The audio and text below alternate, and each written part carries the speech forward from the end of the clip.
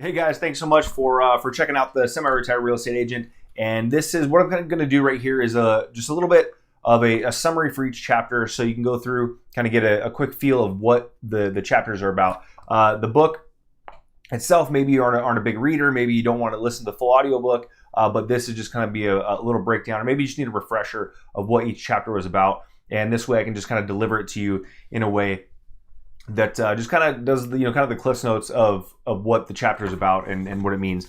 And so today I'm going to start with chapter 1, and it's going to be, to me, legacy is paramount. And what this chapter is about is, kind of starts off on, it was in October of 1999, and, my sister and my dad and I end up walking into this church, right? And all three of us are sitting there. We get the front row, and, service is over. We walk out. As we're walking out,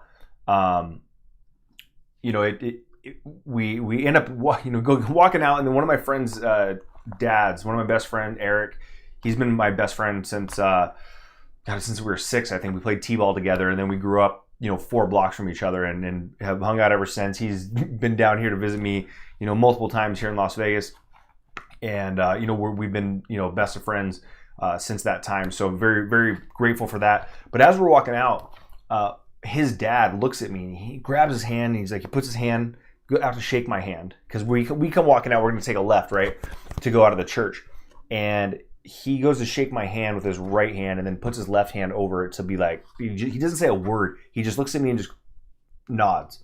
And I just turned 18, just graduated high school back in '99, and he just, with that nod, just said, "Hey, we got you." And what happened was, it was my mother's funeral. My mom had been sick from about the time I was 12 years old. She worked with she worked at the school with some Down syndrome kids and kids with like Tourette's and things like that. And one of them actually struck her and kind of gave her, after that, she had jaw surgery, and then started experiencing some signs of dementia and Alzheimer's and things like that. But that was her funeral, and so she was sick from about the time I was 12 until the time I was 18, and then that's when she finally passed away.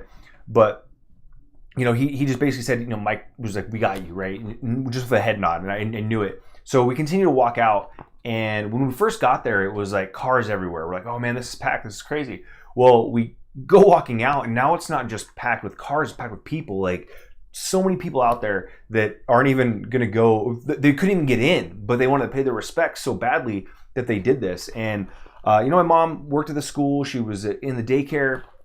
I had a daycare for me and my sister, and then some other people, other kids that went there as well. But it was just, it was crazy, because after that, for a month, we didn't have to worry about cooking or anything like that. It was just amazing to see somebody have such an impact on an entire community, that they made sure that we were taken care of. My sister and I, we were like honorary siblings of, how many families, I don't even know, like more than I can count. I had like pseudo moms, right, that would pick me up, take me to school, do this stuff. I'd go over to their house for breakfast in the morning, before school, all this stuff, and we were so taken care of. And it was the fact that my mom did what she did, that she left that legacy. And what I realized was, I wasn't me just selling homes. That's all I was doing, was selling homes, more homes, more homes, more homes, more homes. I wasn't going to create a legacy. I was just going to, make more money. That's cool, whatever. Like when my mom passed away, there was no possessions. There was nothing. There wasn't like we got like a bunch of money that my sister and I were going to fight over or anything like that. She left. My dad's an amazing human being, so she left behind him.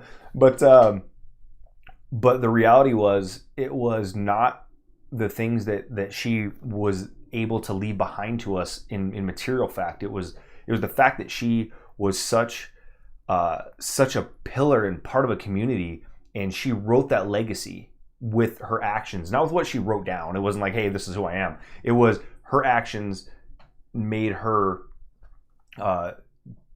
left this legacy where, even to this day, my dad, not only that we were getting food it brought to us and didn't have to go shopping, didn't have to cook for a whole month, and even beyond that, scattered through, but my dad still gets cookies and things dropped off to our house that started then.